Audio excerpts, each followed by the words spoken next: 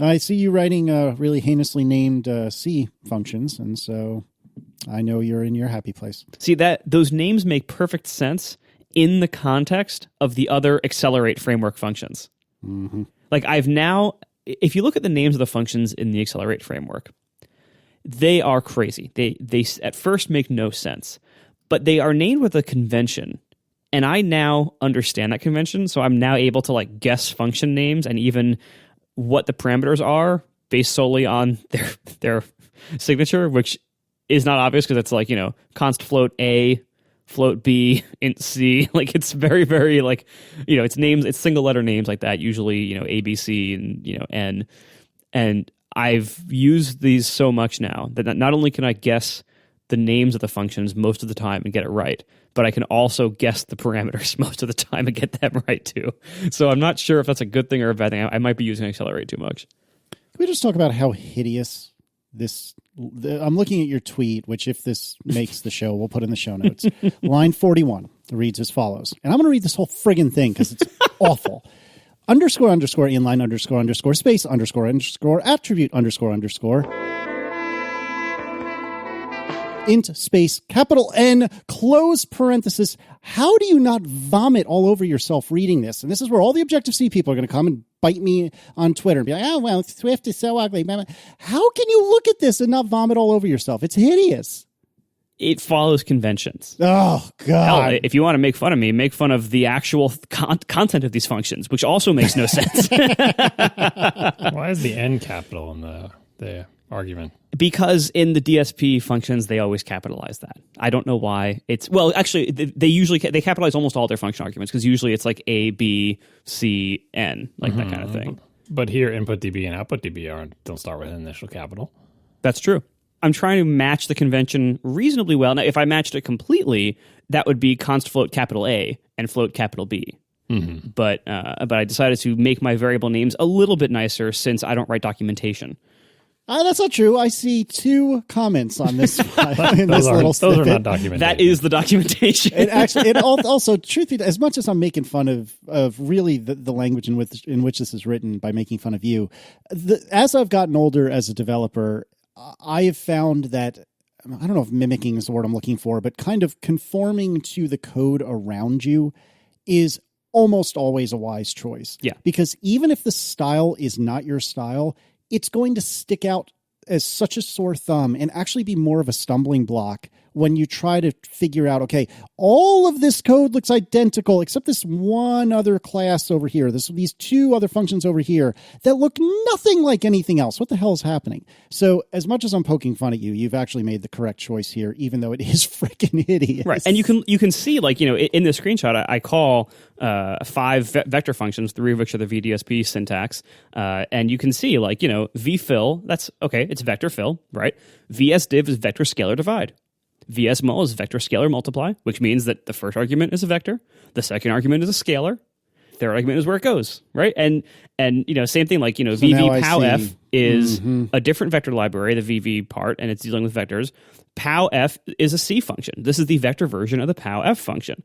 And POW is the power function, and F is the floating point version as opposed to the double version. Like, the names make sense when you are familiar with their conventions. Yeah. Like, I always had to look at the really until this week, I had to look at the documentation every single time I called any of these functions.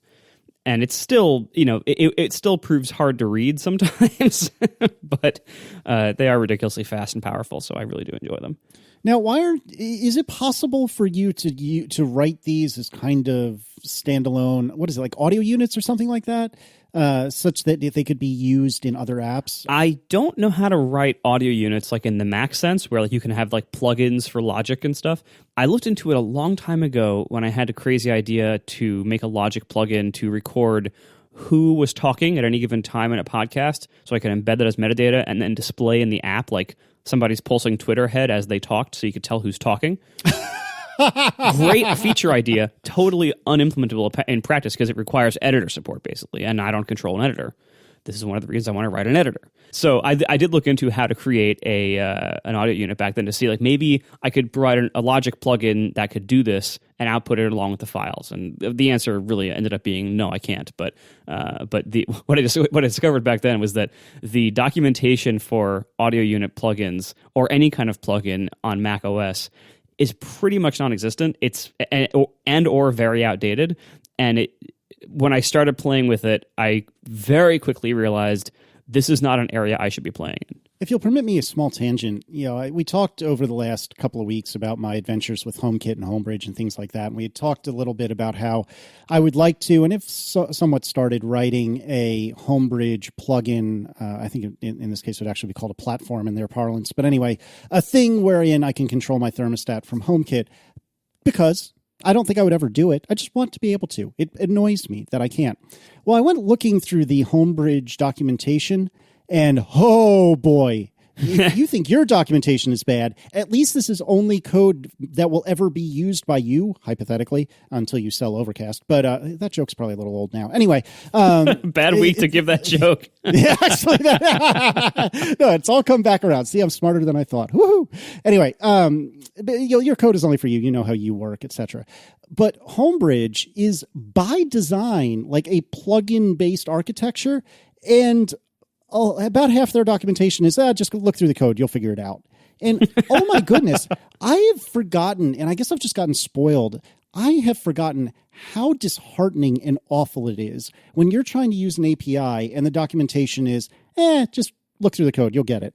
Like, it's truly maddening. And I don't understand how Homebridge specifically has the unbelievable breadth of support that it has, because I've looked at this a few times and it's made me want to jump off my roof, because there's nothing there. It's seriously one of there's a bunch of, like, and I don't know what the equivalent is in JavaScript, because I'm not really the best JavaScript programmer, but there's like structs and enums and things like that you have to, in protocols that you have to like adhere to and implement and so on and so forth. And their documentation for all these is, here's a 3,000 line JavaScript file. You'll figure it out.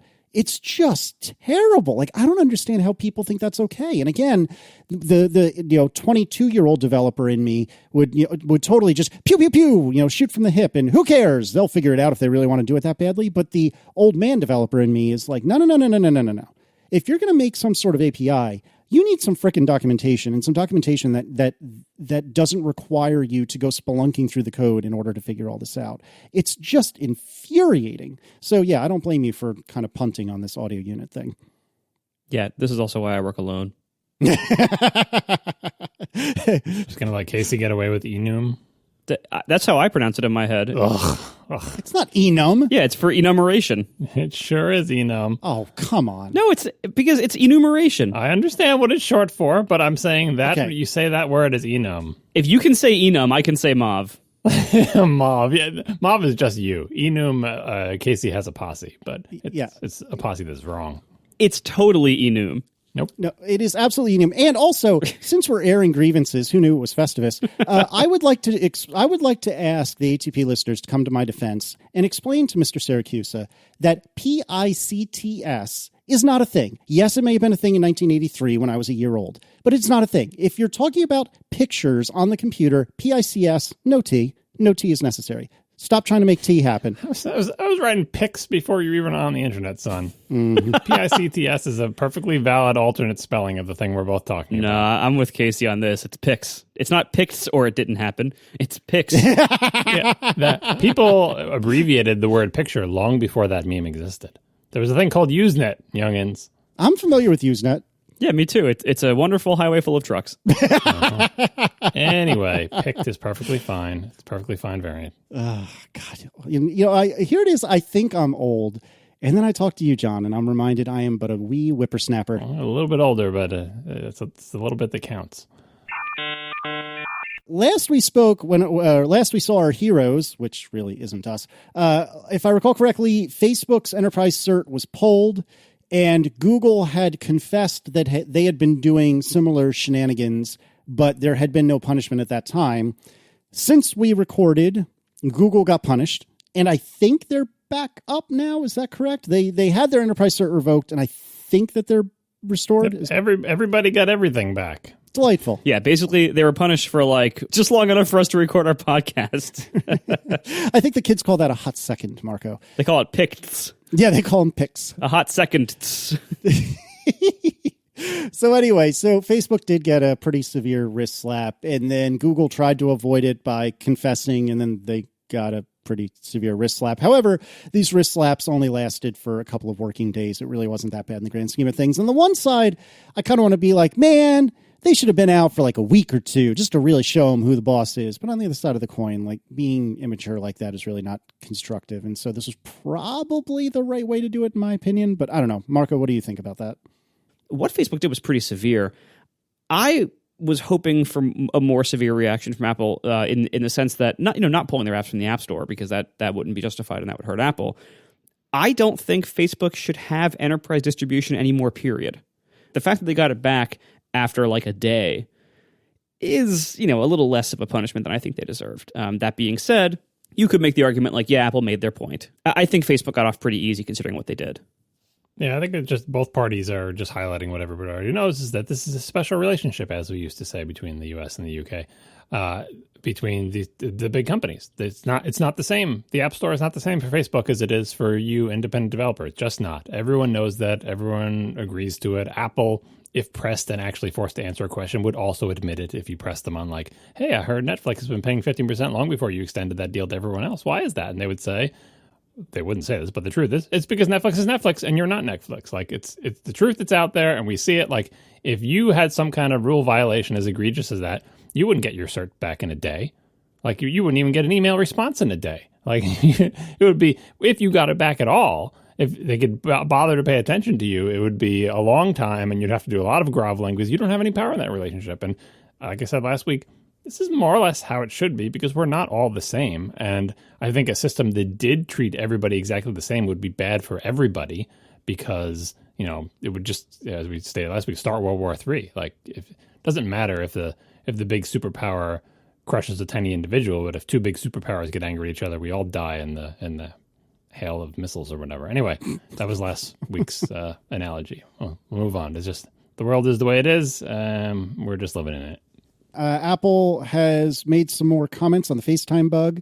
If you recall, you were able to snoop on somebody's audio and or video if you did a series of steps quickly and in just the right order. And we, especially I, had gotten pretty fired up about the fact that Apple didn't seem to take the security report on this seriously, and eventually told the mom of the individual who discovered it to create a developer account and file a radar, which I still think is the biggest screw you I've heard in a while. But Apple has commented on this. They say, quote, "We have fixed the group FaceTime security bug on Apple servers, and we will issue a software update to re-enable the feature for users next week," which, as we record, is this week. "We thank the Thompson family, who reported it, for reporting the bug.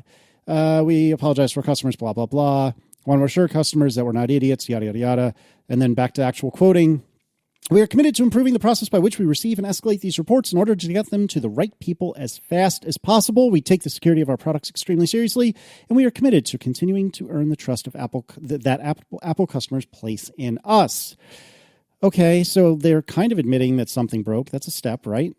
Well, the statement we read last time was just like, hey, there's a problem, blah, blah, blah. This one has two important features that you just read. One is acknowledgement of the family that found and reported the bug, which wasn't mentioned earlier. It's like, why bring up the fact that you missed this for a week and that someone reported it? They weren't even mentioned at all. But since then, all the sort of, media coverage of this or whatever has made it the correct PR move to acknowledge what everyone else is saying, that, hey, not only is this a bug, we're not super, we may or may not be super mad at you about the bug, but the real problem is that you ignored these people who are trying to do the right thing. So the people get acknowledged, and that they say, not only here are the facts about the bug, but also we are committed to improving, is a way of saying we recognize that there was a problem with the process by which we receive and escalate these reports. So, good second PR statement on this issue from Apple. And they also, apparently an executive went to meet the kid who found the bug. I would love to know who that was. Like, does Eddie Q just show up at your house? Unnamed executive. If Eddie Q shows up like on his way to work with his shirt untucked, awesome. Right up to your house, just screeches to a halt and says, "Hey kid, heard you found a bug. Good job. Want to go ride in the Ferrari?" And then young Casey comes out and says, "Yes, please." Hey, why is it me? Because you got to ride in your neighbor's Ferrari. Oh, okay, fair enough. You forgot that story that you've told twice in this podcast? No, hey, did I ever tell you about the story? Oh, it's so weird, though. How is it that we all assumed it would be Eddie? Shirt undone, shirt untucked. Because that would be the funniest. He doesn't have anything else to do. He's not busy, right? Oh, gosh. We are sponsored this week by Eero. If you want rock-solid Wi-Fi coverage in your home, you need a multi-router system. One router just doesn't cover it. It leaves dead spots and slow areas. You got like the one room where it's always a little bit slow in. Get Wi-Fi that works, and that's a multi-point system. Eero is by far the best one I have seen, the best one I have used. I've given them as gifts to multiple family members so far because they're just so good. It's super easy to set up. It's the easiest router setup of any router I've ever seen, single or multi-point.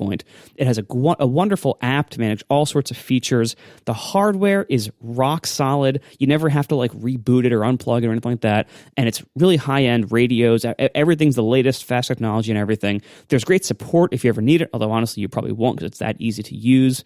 They have tons of great features like guest networks, and you can monitor bandwidth per device. It's super great. Now they also offer an optional subscription called Eero Plus. This offers you total network protection, advanced security. They can check databases of sites against known threats to make sure you don't accidentally visit a malicious site. You can do content blocking per device. You can, for example, block your kids' devices from being able to see illegal or violent or adult content. You can have ad blocking across your entire network centralized. So that way you don't have to have all these different ad blockers on every single device. You can have ad blocking at the network level. And they include subscription to third-party security apps like Encrypt.me, 1Password, and Malwarebytes. You can get $100 off the package that includes the Eero base unit, 2 of the beacons, which is probably the combo I recommend for most houses, and 1 year of Eero Plus. So this package is the Eero base unit, 2 beacons, and a year of Eero Plus. Get $100 off that package by visiting Eero.com/ATP and using code ATP at checkout. Once again, Eero.com/ATP, code ATP at checkout to get $100 off the Eero base unit and 2 beacons package with a year of Eero Plus. Thank you so much to Eero for sponsoring our show. So I've got this MacBook Air. I think I talked about it when I first got it, and it's replacing the MacBook Air that my children destroyed. One of my children more than the other. Not that you're angry. Yeah, the old one was a 2011 and it had MagSafe, and this is a laptop shared by 2 kids, and they're constantly taking it and from the charger and just yanking it off and putting it back on. And now we changed to a USB-C only world, but now they have to deal with this USB-C connector, which for all its can't put it in the wrong way attributes, still is much more problem prone, let's say, for kids who don't care, than MagSafe, because you have to kind of pull it straight out. You can't yank it sideways, and it's just not the type of connector that I want to be plugged in and unplugged all the time. So after I talked about the laptop and the various things on the show, I did get one of those like turn a USB-C port into a MagSafe like thing connectors. We'll put a link in the show notes to the one I have. It's a typical Amazon product with a description that is a mile long. USB-C to USB-C magnetic charging power cable charger adapter replacement for MagSafe and BrakeSafe, compatible with MacBook Air 2018, new iPad Pro, Google Pixel 3 XL, Samsung Galaxy S9 Plus, and more. Is that all? That is the name of this product. That's just the name. That's not the description. It's from Leonis Tech or something, but it's like you'll see lots of products that are like this. Now, I've had this thing for, I don't know, whenever I got the 2018 MacBook Air, whatever that show was, a couple weeks ago, a month ago. So I haven't had it for a long time. So I can't vouch for the quality of this thing. I can't say that it's not going to burn down your house if you buy it. Maybe it's going to flake out in a week. I have no idea. I do know that the little tiny nubbin you put in the USB-C thing seems like it's in there really good, and I'm wondering how I'm ever going to get it out without like somehow prying it out very carefully with some kind of tool that's not going to scratch my laptop. But whatever, nothing ever goes in those ports because we don't have anything that goes in those ports because nobody has anything that goes in those ports except for dongles. So the only thing that ever, I think it's fine to just sort of dedicate that part to this. And we've been using it. And the other important attribute this connector has is it's a right angle connector because the place where the MacBook Air was, like the cable goes to the back of the desk, right? So it goes into the side of the laptop from the back of the desk. And I have a little thing that holds it so it doesn't fall down. Anyway, it's been working fine. Like, it provides the attributes of MagSafe in exchange for this little nubbin on the side of my computer. I hope it continues to work fine, but, the cable is a little bit stiff. That's probably the worst thing I can say about it. But otherwise, it's working, and the kids are successfully able to plug and unplug it without really breaking anything. So I have put yet another Band-Aid on my computer that already has a giant Band-Aid underneath the entire keyboard.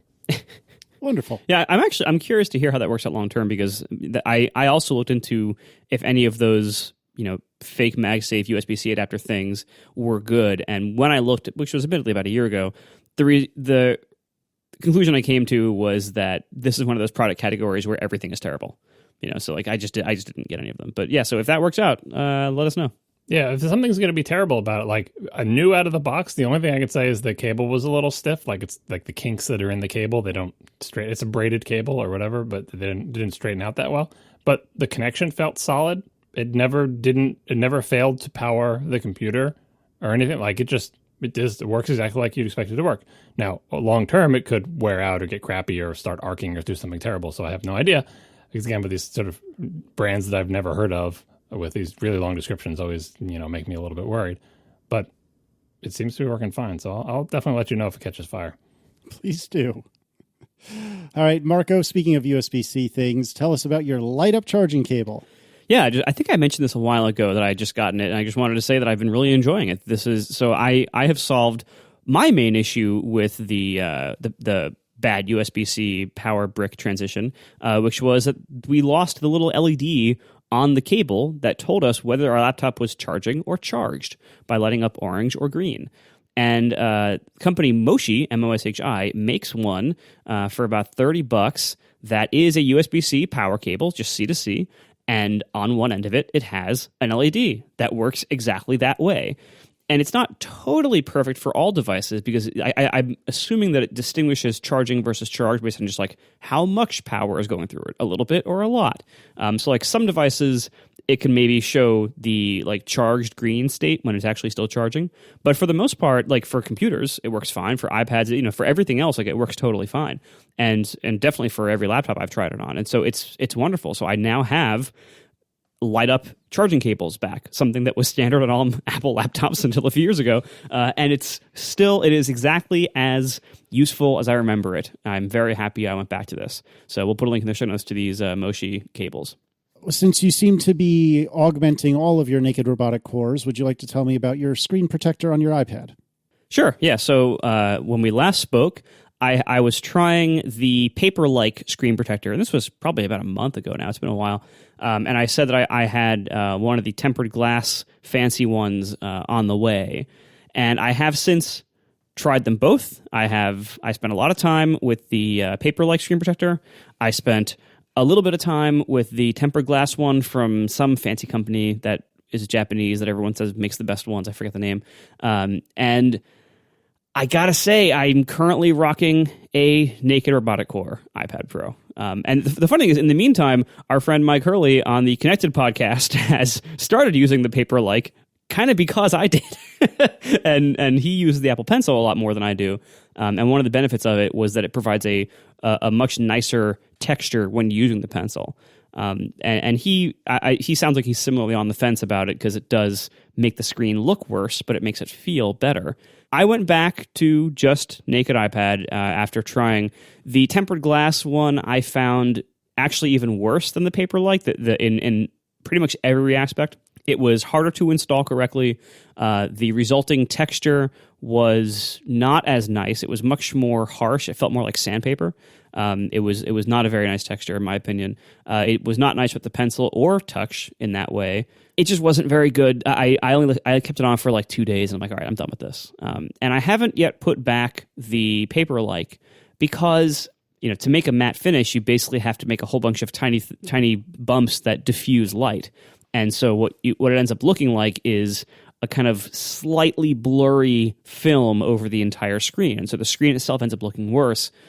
One big issue I had with it was when I would take it out of the house, when sun hit it, the glare was way higher on the matte screen than it was on the naked iPad screen. And so it was actually harder to use in the sun also because of that glare. I'd have to crank the brightness way up to even have a chance. And then, of course, I'm using way more battery, and it still wasn't very legible in bright sun. So I noticed how bad it looked more often than I appreciated how good it felt. And the transition back to going, naked again was rough, because when you're used to your finger gliding smoothly over that wonderful feeling matte texture, and then you go back to glass that starts out with no fingerprints on it, so it has no greasy coating to help you move faster. It was actually unpleasant to use my iPad for like that first day. Like the transition coming down from a screen protector was really rough. But after a couple days, I stopped noticing, and I went back to the old way of just using it the way everyone else does. And while I'm not happy with how incredibly fingerprinty it is now, like I'm not happy with the status quo of using it the normal way.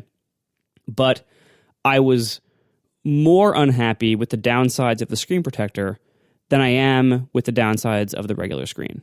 So for now, even though I have an extra paper-like in the drawer that I can stick on at any time, I think I'm just not going to use it. I think I'm going without it, because even though the stock screen setup is totally flawed with how greasy and horrible it gets, and even though the paper-like does feel better and is better with the pencil, those were not strong enough advantages to make it worth its disadvantages for me. That makes sense. Somewhat surprised that both of you stuck with it even as long as you did, but it's can't hurt to try. So I'm glad you did.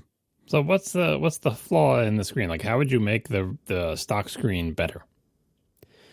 Before the Apple Pencil, before the iPad Pro, the oleophobic coatings they would use on iPads and iPhones would not get as visibly fingerprinty as these do.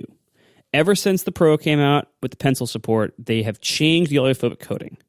And I assume it's because the Pencil wasn't good with the previous kind of coating. Maybe it scratched the coating off, or maybe the coating did weird things to the Pencil. Who knows? But whatever the case, the old coating was not suitable to work with the Apple Pencil. And so the new coating, it just doesn't seem as good at repelling oils. And so it just gets really greasy looking really fast.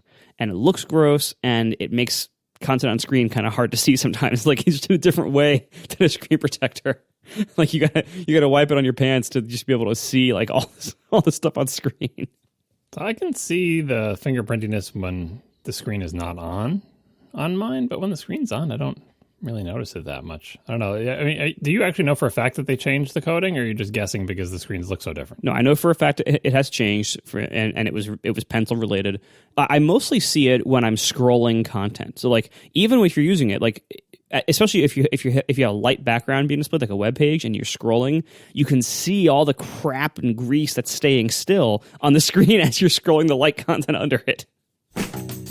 We are sponsored this week by Molekule, a complete reinvention of the air purifier. Molekule uses PECO nanotechnology that completely eliminates allergens, mold, bacteria, viruses, and airborne chemicals from the air in your home that you and your family are breathing. This is a scientific breakthrough that can actually destroy air pollutants at a molecular level. This replaces 50-year-old technology that is usually in most air purifiers. And, the HEPA filter has done a great job for the 50 years we've had it, but now we can do better. Molekule can break down pollutants 1,000 times smaller than what HEPA filters can capture. This can make a meaningful impact for asthma and allergy sufferers. They did a study of 49 allergy sufferers presented at the American College of Asthma, Allergy, and Immunology, and the Molekule technology provided dramatic, statistically significant, sustained symptom reduction within a week of use. These results have transformed lifelong allergy and asthma sufferers' lives. One customer even said she was able to breathe through her nose for the first time in 15 years. Breathing clean air can transform the way you live and especially the way you sleep. We're not immune to the air around us while we sleep. We are still susceptible to the allergens and pollutants in the environment. With Molekule, customers have reported feeling energized after the best sleep they've had in years. This technology research was backed by the EPA and has been extensively tested by third parties and verified. So for $75 off your first order, visit Molekule.com. That's Molekule, so it's spelled like the word molecule, but with a K instead of a C. Molekule.com. And at checkout, enter offer code ATP to get $75 off your first order. So that's Molekule with a K.com with code ATP for $75 off your first order. Thank you so much to Molekule for sponsoring our show. Angela Ahrendts is out at Apple, which took me by quite a bit of surprise. Not to say that Apple is of the habit of running executive departures by me or anything, but I didn't hear any sort of, rumblings and didn't see any smoke to indicate that this was coming. But Apple has said that Angela's leaving and that Deirdre O'Brien, who apparently was Senior Vice President of People, which I take to mean HR, is now going to suck up retail as well, which seems like a bit of an odd pairing, but, whatever. But Angela was there for about 5 years. I have some different things that I'd like to talk about, but my initial reaction was that it was a bit of a bummer because to me, it seems like she's a very, very, very smart woman who certainly has plenty of great experience and seemed to be making some really interesting changes to the Apple Store. And my initial reaction was, well, that stinks. But then I thought, and we're in a couple of Slacks where this was discussed. I was thinking about how I do or do not really like going to the Apple Store. And we've talked about this before on this show, that for East Coasters going to the Apple Store, it's kind of frustrating because there's no order to it and no lines and no places where you can go and find a cash register or anything like that. So none of that necessarily was Angela's fault. In fact, I think most of that predated her, if not all of it. But I don't know. It seems like it would be interesting to be able to tweak the setup a little bit. And like I said, I have some other thoughts about this, but I wanted to give you guys a chance to have, I don't know, like an opening statement, if you will. So, John, how do you feel about this? Well, anytime there's any big executive news like this, there's always, two obvious angles on the story. One is to talk about like the sort of, palace drama or court intrigue or whatever phrase that I'm not pulling out of thin air that applies to this of like, why is this person leaving? Were they fired? Were they not performing well? Like, why are they on their way out? Whose power is ascendant? What does it mean that the new person got the job? Stuff like that. Part of the reason we can have that discussion is kind of like the Netflix and Facebook and Google versus individual developer situation. When you're a regular person and a regular employee and you get fired, they just fire you. But if you climb high enough on the org chart, very, very rarely are you actually fired. Even if they do want to fire you, they let you leave in a way that makes it seem like you weren't fired. So that's why we can have these discussions like, is this person actually leaving to spend more time with their family? Or is that just the phrase they use when they want someone to leave, but they're so important that they can't say, yeah, we didn't like the job this person was doing, so we fired them. And it's easy to get caught up in that aspect of the thing, like the personal drama or whatever. Palace intrigue, maybe I'm getting closer. But the fact is, we don't know any of that stuff. We don't work for Apple. We don't have any line on the executives. Certainly, Apple's not going to talk about that type of stuff.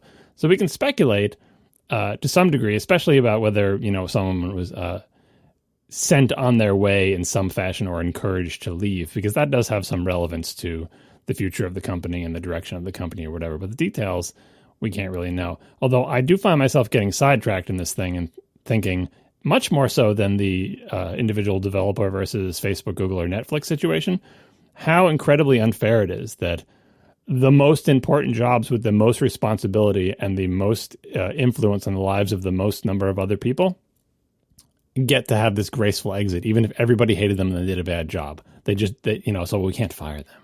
Well, then what? They would have trouble getting another job. And what, like no matter what they do, I don't want to get, say they're sexually harassing somebody, but say they're just terrible at their job. Say they don't show up and they yell at people and they make bad decisions all the time and the company goes down the tubes. It's like, well, but they're an executive. So give them a multi-million-dollar golden parachute and say, we thank this person for their service and they've done such a great job. And that just rubs me the wrong way because it's like the exact opposite of the way it should be. Like, the person who has a manager who hates them for some reason that no one else can discern but gets to fire them with cause, everyone knows they were fired. So when they get another job, it's like, oh yeah, we'll totally tell them that we fired you from this job. But the executive who has, much more an important job, like they get all the perks, but they don't get the downsides. Like, oh, and also, no matter how bad you do in this job, you will leave rich and we won't even say that we fired you. So I don't want to go down that tangent. I don't think that's what happened here or whatever. But anytime I see that, it just strikes me as the opposite of the way things should be. And it makes me very angry. Unlike Facebook, Google, and Netflix getting better treatment in the App Store, which seems like the way it probably should be and is probably the best for everybody. all things considered. Anyway, I'm going to put that aside for now and just briefly say that the other angle on this that is much more relevant to us, who doesn't, we don't have any connection to the higher ups in Apple, is let's look at, so Angela's leaving. How do you pronounce her last name? Ahrendts? I thought it was Ahrendts, but I am not confident. She's leaving. I assume for exactly for the stated reasons, although we have some other theories about that we'll get to in a little bit.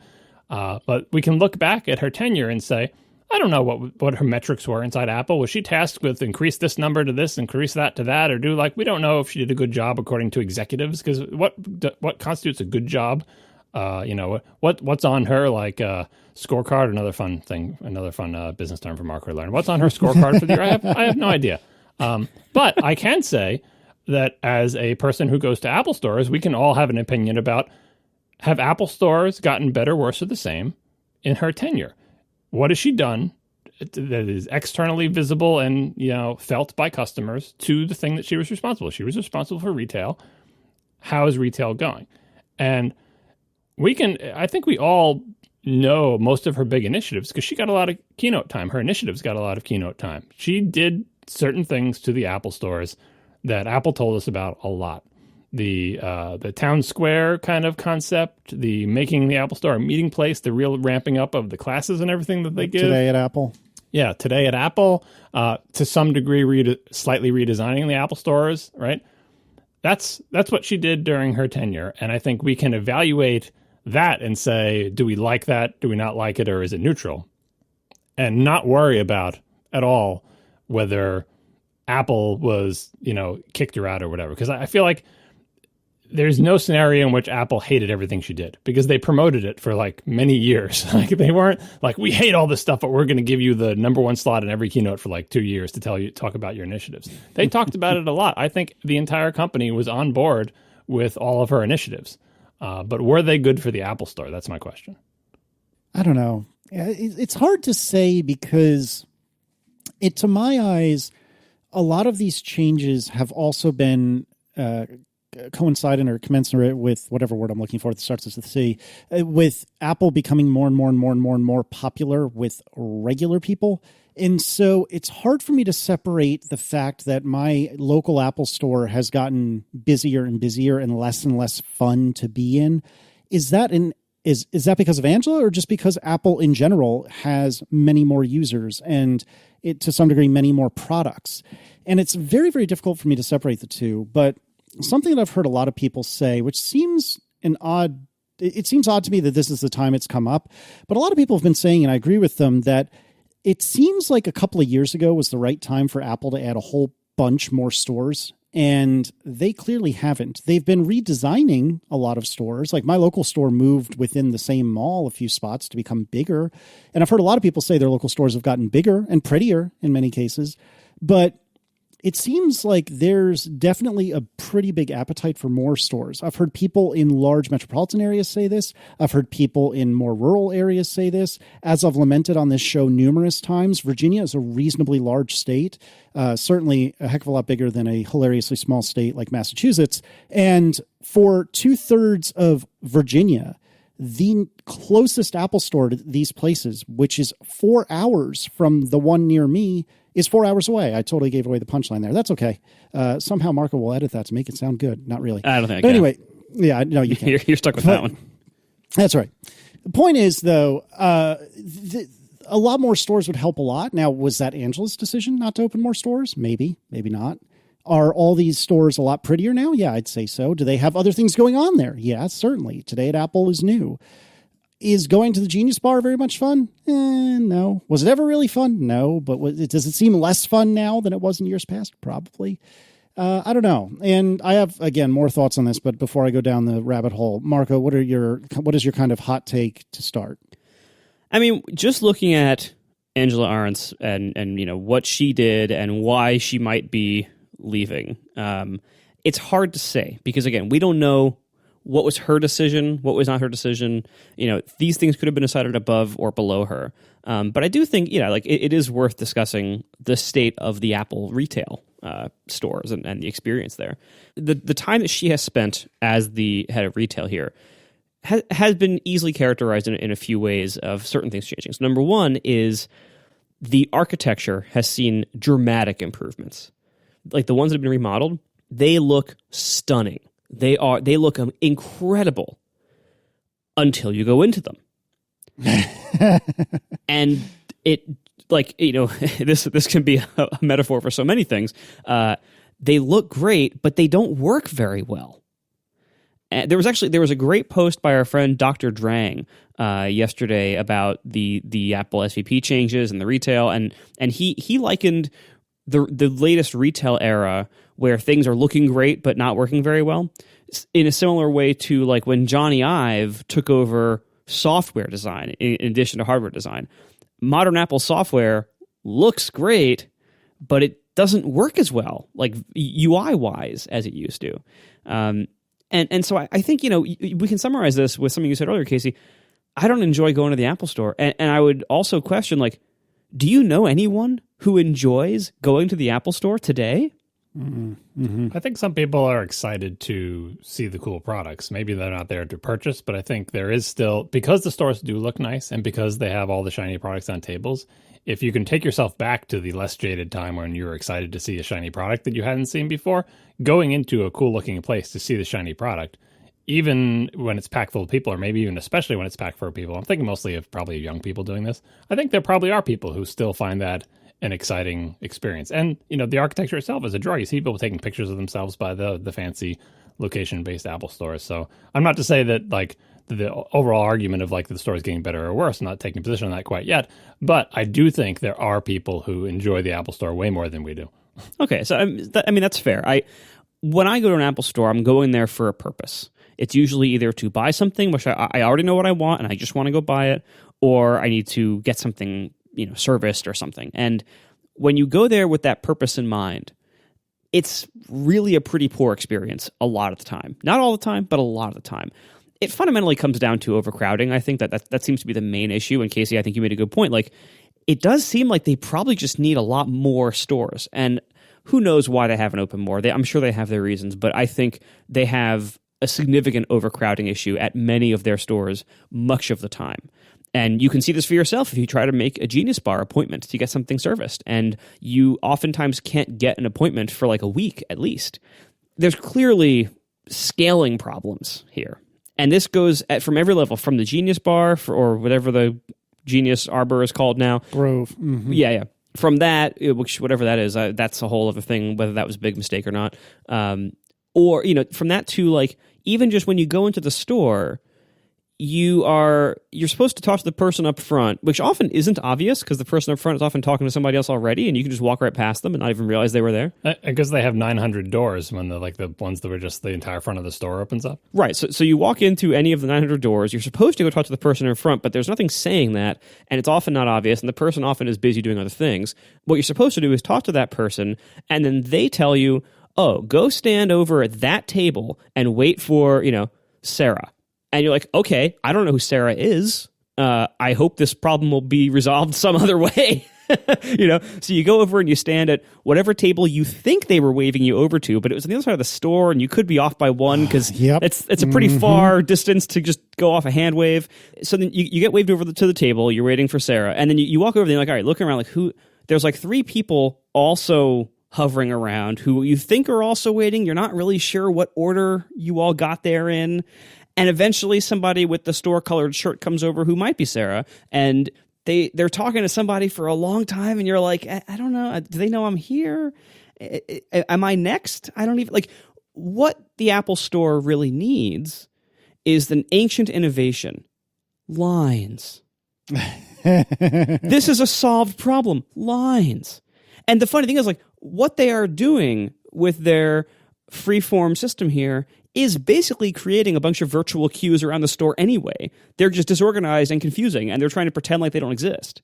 But what they're actually creating is a bunch of terrible lines that are really hard to figure out. Well, these lines have a very important attribute, which is done in like Disney and other theme parks in a slightly different way, which is to intentionally not let you know exactly how long you're going to be waiting. Right. By having the line snake around so you can never see its full extent. Right. So if you think about the Apple Store, and we get back to the crowding thing in a second, But if you think about the Apple Store, if it was designed like a Target or a Walmart, you'd have a whole bunch of registers and a whole bunch of lines. I mean, you've seen Target where they double up the registers. Like, not only do they do it parallel, but it goes deep so that each line feeds 2 or 3 registers, right? It should try to make the most efficient use of space. And when the store is really slammed and all those things are running, the idea, as you're going around with your cart and you go past the checkout section and you see there's just massive humanity and you're like, oh, I better factor in an extra 15 to 20 minutes to wait on all these lines, right? It gives you the impression that it's going to be a long wait. Whereas when everybody's dispersed like this, the store is so crowded anyway, and you can't tell which people are there in a quote-unquote line and which people are just there playing with the iPhones or whatever. And so it's just like, well, the store is crowded, but how many of these people, A, are even in line, and B, are in front of me in line?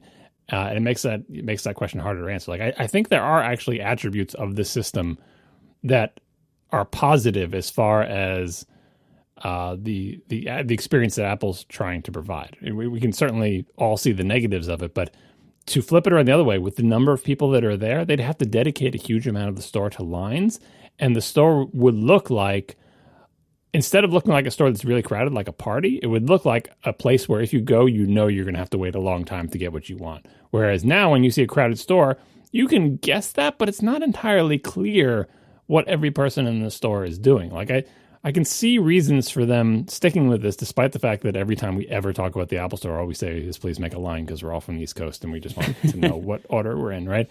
So I definitely think it is a problem, but I've thought about the other side of it to explain why they do what they do. And I know I didn't want to mention scorecards, but Casey did bring up the let's open more stores.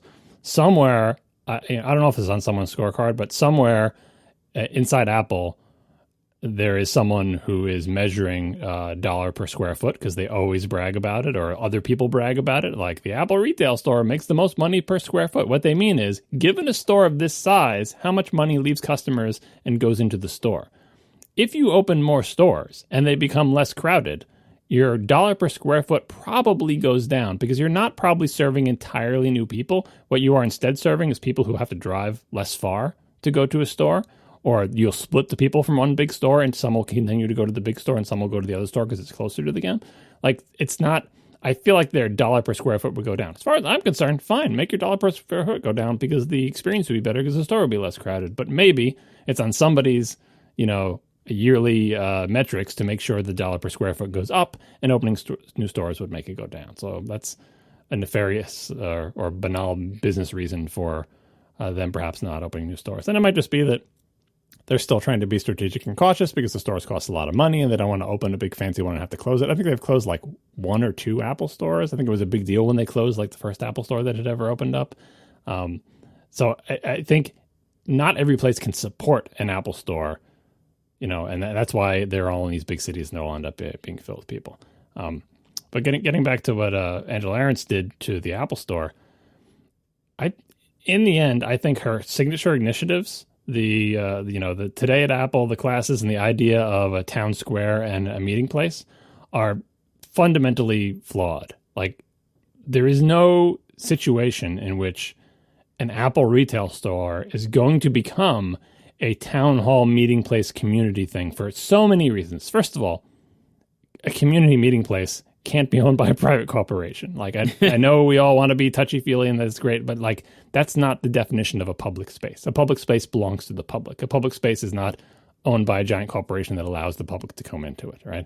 And there is a difference. The one that's owned by the private corporation can probably be nicer in some ways, but everyone knows it's an Apple store. It's not your store, right? Whereas Central Park does not belong to, God, please don't tell me Central Park is owned by a bank now, but I'm assuming Central Park is still not owned by a bank. And everyone is in it knows it's their park, right?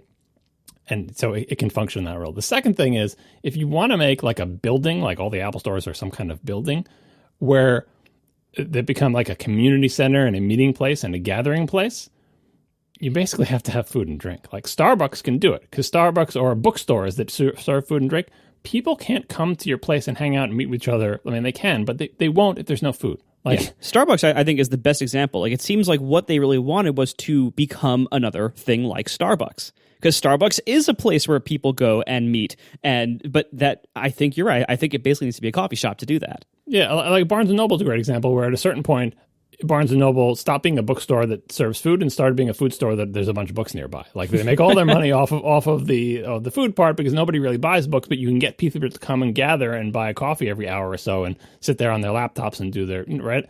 Like there's no way that an Apple store was ever going to get to the point, no matter how many classes you have, no matter how many like will show you how to do cool things, and those classes are probably great, and the people who go to them probably enjoy them greatly. And I think they're an important part of Apple's thing, but you're never going to turn that from a place where I go when I want to take a class to a let's all come meet at the Apple store. Like it's a nice idea to have beautiful spaces that you build and keep clean and nice where people can come and use their cool products that you make to do creative things together. But it's not going to happen. Like you're not going to make this into the dream of the town hall meeting place. Like, and all these things seem increasingly desperate to try to get people. There's a reason for you to keep coming back to the Apple store. Just come to hang out. We know you don't have to buy something every time you're here. In fact, we don't even have that many products. You probably own all of them already anyway. But just come and visit, and maybe we'll talk about things and we'll show you how to use stuff. And like, there are so many people there. That's, the other thing. If it's going to be that type of meeting place, it's like Times Square could be considered a meeting place, but you're not going to go there on New Year's Eve because you're like, oh, forget it. Because I know there's going to be a million people there. Like, it's not a good time to go. And the law of crowded places, like the idea of like, the Yogi Berra, no one goes there anymore. It's too crowded. But like, if you take a survey of people and say, how many people are the buses too crowded in this city? They'll all say, yes, the buses are massively overcrowded. But if you actually measure how many people are on the bus, they'll be like, 2% utilized. It falls out of the natural thing. Like when it is crowded, more people are there to see it. When it is not crowded, fewer people are there to see it. Therefore, most people will say it's crowded. That's how crowding works, right? So I bet there are plenty of times where it's dead at the Apple store when everybody else except for Casey and Marco are at work. Like you can go and get help right away. Maybe there's 7 people. I think we wandered past an Apple store. I think when I got my iPhone 7, we wandered past an Apple store where there was like 10 people in Apple retail shirts just twiddling their thumbs, and we just walked in there and like, hey, got any iPhone 7s? And 7 people scrambled, like, oh, we'll get one. It's just like, there's nobody there. They're just like instant service by, 2 people went in the back to look for it. One person talked to me. It's a very different experience when there are not a lot of people there. But because people know that when I'm able to go there, every time I go there, I see that it's crowded. It's not a place where I want to go. I can't even get a coffee or a Danish.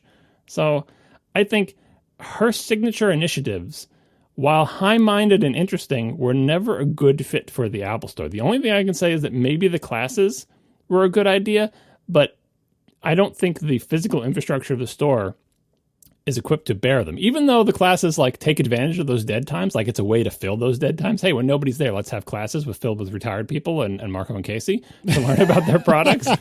I see how it looks good on paper, but it doesn't fundamentally change the experience of the Apple Store for most people for the better.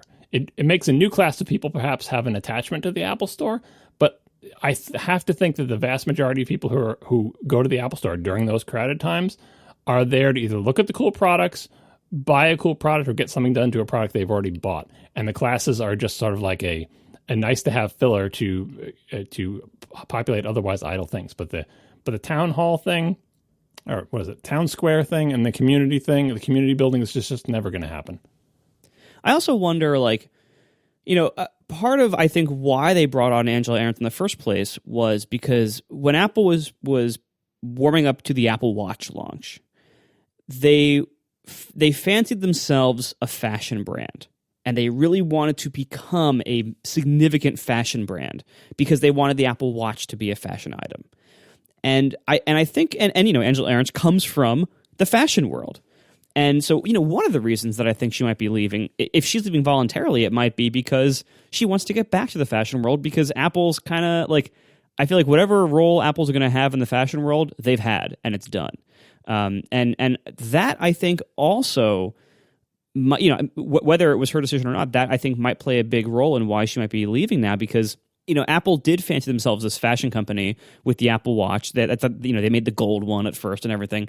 And I think what they have found with the Apple Watch is that it's way less of a fashion item, and they are way less of a fashion company than they thought. And it's much more like their other products. It's a nice electronic gadget that people use in a wide variety of ways that is fashionable in the way that new gadgets can be fashionable, but is not a member of the world of high fashion. And, it's a different industry. It's a different thing. It works differently. It needs to be marketed differently. It needs to be sold differently. And they pulled away fairly quickly from that with the watch. I think their fashion phase, or their phase of fashion aspiration, is over. And so Angela might not be as much of an ideal leader for their retail operations as she was when they hired her, when they really had huge aspirations in the world of fashion. Ben Thompson had some similar thoughts, but the only thing I can think of is how much influence do you think she actually has? I mean, like in the end, the product teams make the products. I know she can control how they're displayed and how they're marketed and how you would best sell them to people, but the timing definitely makes sense. And when she was hired, everyone was talking about her and the Apple Watch and everything. But in terms of retail, I'm trying to think of anything that the store did that they wouldn't have done anyway, and that wasn't basically dependent on the product itself being fashionable. Oh, well, I don't know. Maybe I'm missing your point, but if you recall, like when the watch was announced, but I don't think it was out yet, you could schedule like a watch try-on and like try on the different stuff. Yeah, maybe. I remember that for the fancy watches and stuff like that. I mean, I'm not saying this theory doesn't make sense. It totally does. Like that, when she was hired, no one was shocked because we're like, oh, we know Apple's doing wearable stuff, and this makes perfect sense. And and Marco's right. Like they did figure out, the watch is a fitness tracker. Like it's not so much a fashion thing, but watches are still fashionable. They still change all the straps all the time. They still try to make them look pretty. And I think the body of the fashion aspirations of Apple are still carried by the products themselves, and to much less degree by the retail. And someone in the chat pointed out, if and when Apple ever comes out with AR glasses, we're going to be back into a new phase where Apple has to figure out not that they're going to become a fashion brand, but the degree of difficulty keeps going up. Like we talked about this before the watch came out, like getting a laptop, a computer that looks nice, well, whatever. A phone that people carry, that's much more personal. Then you're going to strap something on people's bodies. Now they better not think it's ugly or embarrassing, right? Once you put something on their face, it's an even higher, it's like probably the highest degree of difficulty. It's like getting a face tattoo. Like not only does it have to not be ugly or embarrassing, but it's on people's faces. So it's much harder to do that. You really have to hide the electronics and figure out a way to fit people's faces and, whatever. And this is all about a product that doesn't exist. But if and when that happens, they could use some of the lessons from the watch, but I don't think they need a retail person. I don't think they ever needed a retail person with fashion expertise to pull that off. So I think, it's not, if she's getting pushed out of Apple, it's not because like their fashion time is over. They're going to need that expertise again as much as they ever needed it. But I don't think they're dead in the water without it. So I think it did learn a lot from the watch and all the come in, have a special try on thing, or just the general idea of like how you treat customers who have to try something on, how you sell a product to them, how you make sure that they can be sure that they are getting the product that they want, like that you can try on all the different straps, how you help them, how you make sure things don't disappear from those tables, how you make sure they don't feel rushed, but guide them to the product that will make them happy, yada, yada, yada. Like it's an extension of what they already do, but it's slightly different, I suppose. Yeah, I don't know what to make of it. It is worth noting that there was a Vogue profile that came out about a week ago, which I thought was actually very interesting. We'll put a link in the show notes. And in that profile, it certainly didn't hint to me that she was, 1 foot out the door, but who knows? Maybe she already was. Well, she's not going to hint at that. There was another aspect of the story that I saw elsewhere is that she has kids who are in college or just out of college or whatever, but they're in the UK, and that's where she's going back to. So she's been for many years, I think it was like for 5 years, she's been separated from her kids because they went to college in the UK or university as they call it or whatever. Who knows what the hell they call it. But she said she's going back over there. So like there are, going to spend more time with your family, like, and also, as I think Ben Thompson also pointed out, all of her stock options are like vesting now. It's like, there are many legit boring reasons for her to decide, well, it's been a good run. I'm ridiculously wealthy, even more so now. And I want to go hang out with my kids. Like that all actually, the going to spend time with his family actually makes sense in this scenario. And maybe she's also missing fashion and missing her friends, like, and Apple is a high pressure situation and so on and so forth. So I don't think there's, I don't have a read on it. Again, we don't know what goes on inside there, but it doesn't seem to me that she was pushed out for some terrible reason. But it also doesn't seem to me that her signature initiatives were a slam dunk for Apple.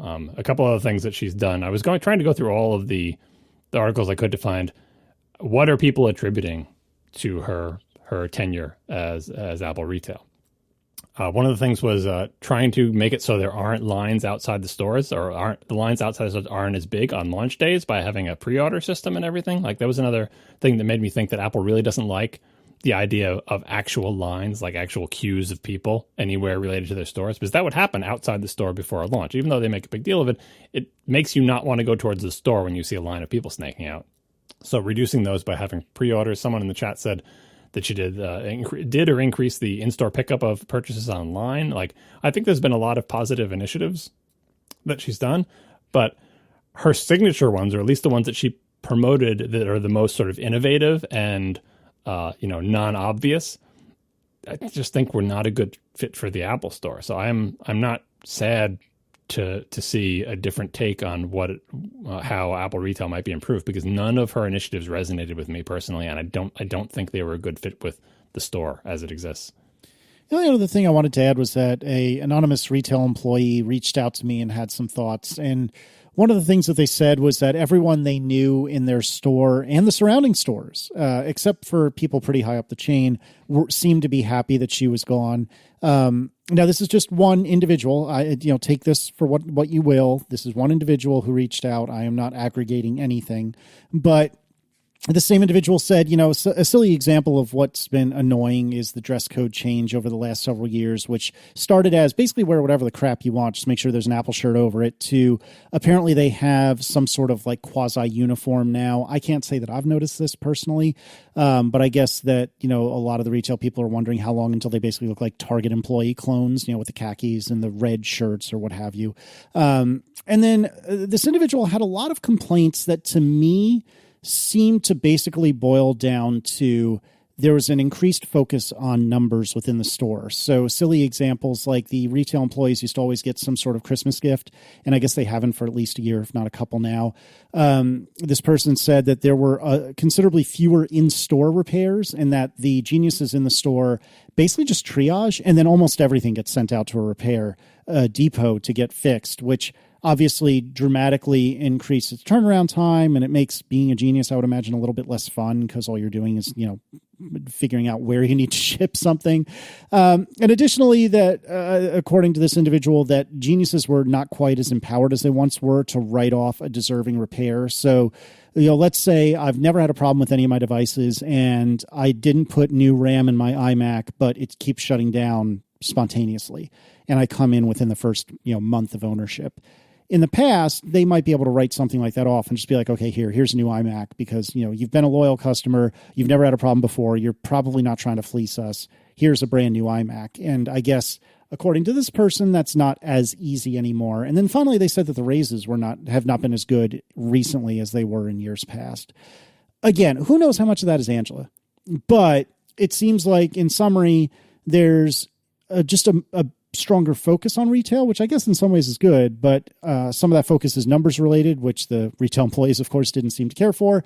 And some of it is just kind of the touchy-feely things like uniforms. So take that for what you will. Again, I'm not saying this is fact. I'm just telling you one individual's perspective, but it's certainly, I found it interesting. Yeah, I've heard many of those same things from other like retail people, that basically the last few years have been characterized by a very much like, optimization of the numbers thing with retail, which of course means a bunch of things that make the retail employees basically less well paid, less happy, and more overworked. And I think this is a trend that has started from the day the Apple Store was created. If you talk to anybody who's been at the Apple Store, in the past 5 years, 10 years, however long it's go all the way back to the beginning of the Apple Store, when the Apple Store first came out, it was super high end. The people who were working in the stores were paid a ton of money, were vastly overqualified for the jobs they were in. It wasn't crowded. Like everything was the opposite of regular retail, right? And over time, there's been a trend, probably a little bit bumpy, but generally a trend toward slowly getting more like regular retail, probably out of necessity, because why are we spending all this money? Can we pay people less? Can we get less experienced people? Do you need to know that much stuff to be a genius? Or can we just take anybody off the street and train them to know the 5 things they need to know, or 500 or whatever it is? Can we pay the employees less? Can we make them work harder? Can we make them more uniform? It's just a question of scale. It's very difficult to especially since the people who are in charge of this are going to be measured on the same things, it's very difficult to continue to be like, oh, this is totally different than every retail experience. And you get a job at the Apple Store and it's much better than any other retail job. And we pay you tons of money and it's relaxing and you are empowered to do things and, you can wear what you want and everything is nice and no one's in a hurry. And it's just, that can't last forever because people are going to be someone's going to be looking at a spreadsheet and saying, this is how much money our stores cost. This is how much we bring in. Is there a way to change that ratio to squeeze out some more dollars? Okay, we can squeeze out some more dollars. Do we really have to be hiring these people so massively overqualified to be geniuses?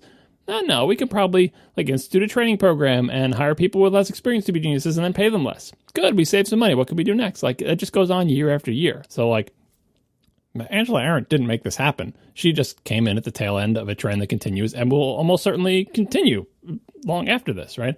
And so anytime there's a change, you're hoping this new person's going to change it. Now we're not going to get these ridiculous hours. Now we're going to have more discretion at the Genius Bar. Now we're all going to get better raises. And then when it doesn't happen, you're like, she just made it worse. But she's just continuing a trend that has been going on and on. It's very difficult to fight back against that unless you have massive support at the front end.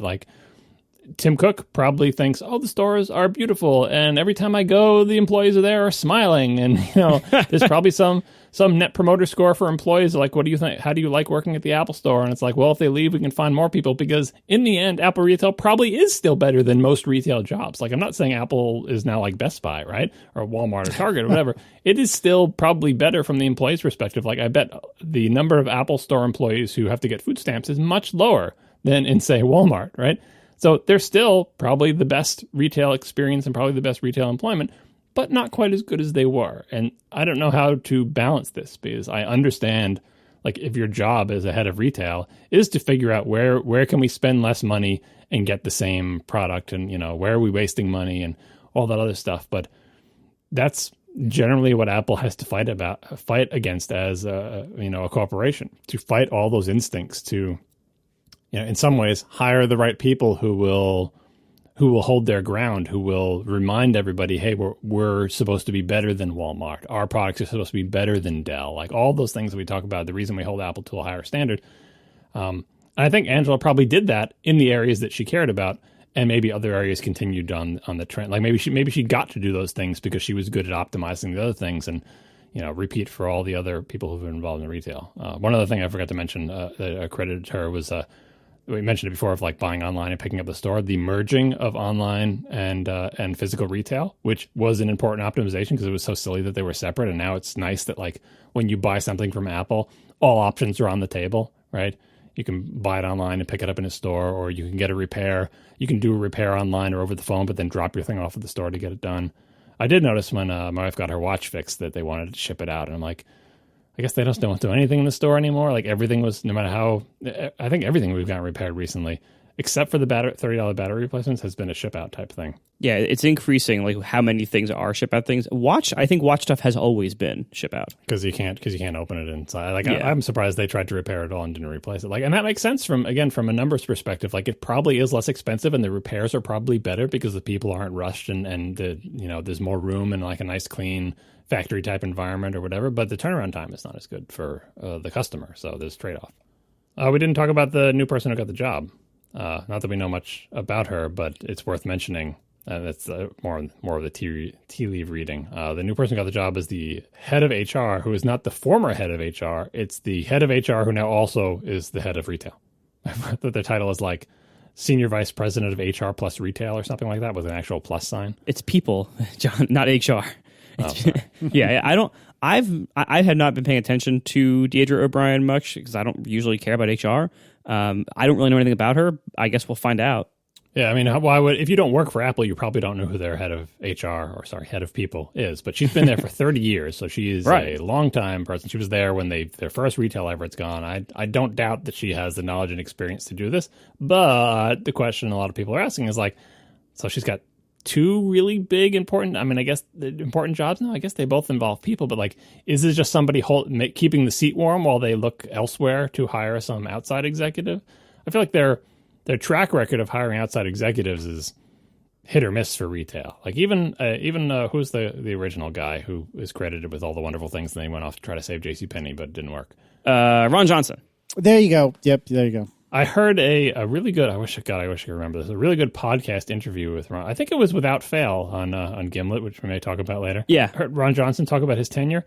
And, I mean, he seems like, a nice guy and everything. But hearing him talk about his tenure, I realized how much he was held aloft by Steve Jobs. Like, in other words, not saying anybody could have done that job, but he was given a lot of rope and helped a lot by Steve Jobs' decision-making and taste, that things could have gone disastrously worse if he wasn't in just the right environment, right? Like, I don't want to take credit away from him to say, oh, he didn't do anything, because obviously, he was important and did a good job. But in his own retelling of his history at Apple, other people, especially Steve Jobs, featured very heavily, despite the fact that at a certain point, Steve Jobs was like, look, I can't be involved with this anymore. You just do something and figure it out, right? So he deserves a lot of credit, but also maybe less glorification than I hear him receive is like Apple retail wouldn't be what it was without Ron Johnson. I think Jobs could have hired a large group of people and shepherded them towards the same end result, with a few exceptions where he really held his ground, which is an example of what Apple wants. So the Broward person they hired, I guess that didn't work out, and it was a quick departure. And it's like, okay, well, when something doesn't work, it doesn't work. Fine. Angela Ahrendts seems to be working fine as far as everyone's concerned. I still can't get away from the nagging notion that despite the entire corporation and Tim Cook buying into her vision, that it still was a mismatch and wasn't resonating with people. Like they wanted it to work out better than it did. Like in the same way that the poor iPhone sales have the increasingly desperate calls to action on the Apple homepage.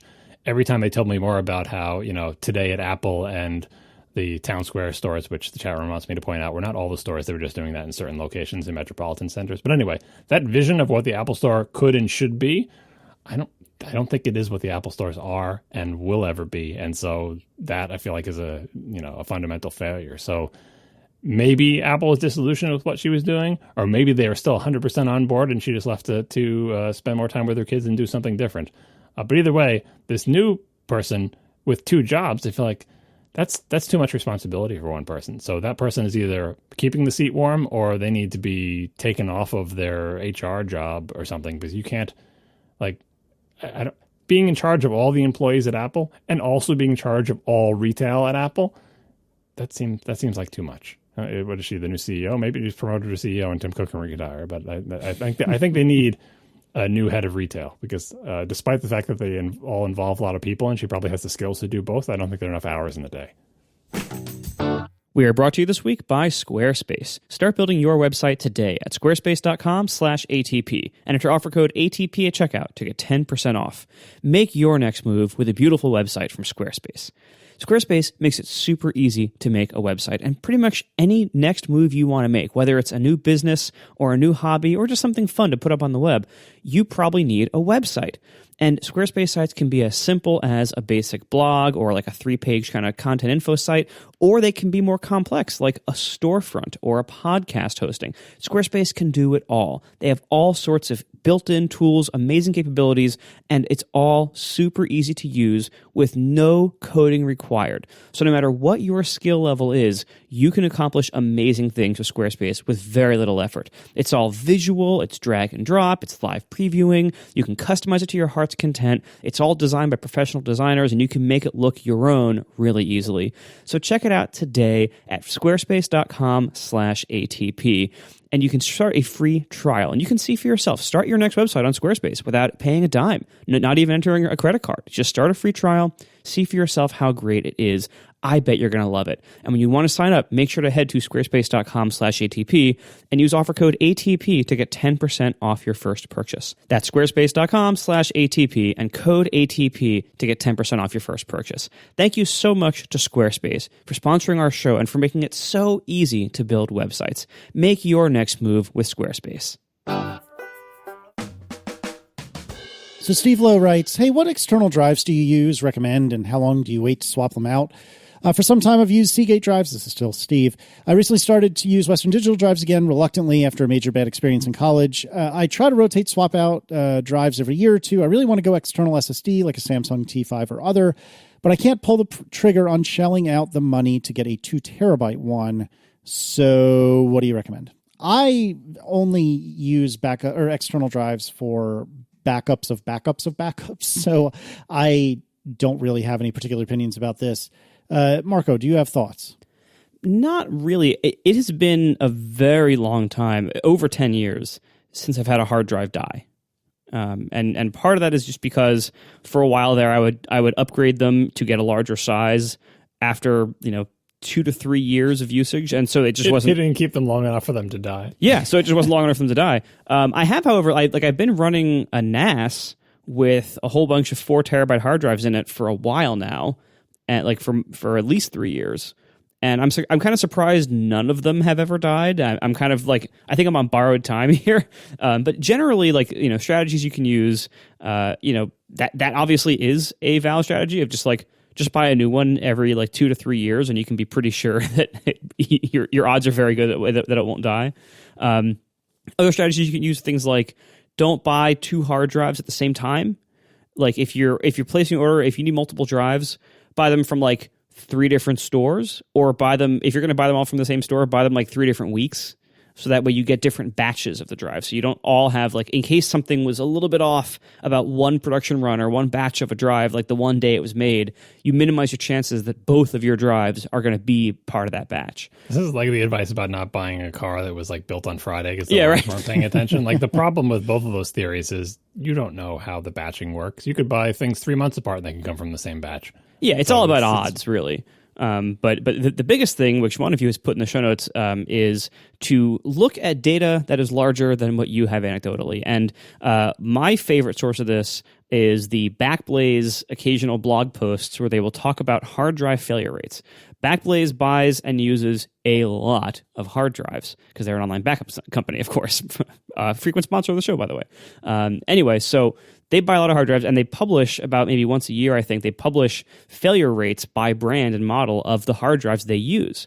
And granted, Backblaze's usage won't exactly be the same type and pattern of usage that any other user might be doing, but it is good to see these high-level trends from a very, very large installed base.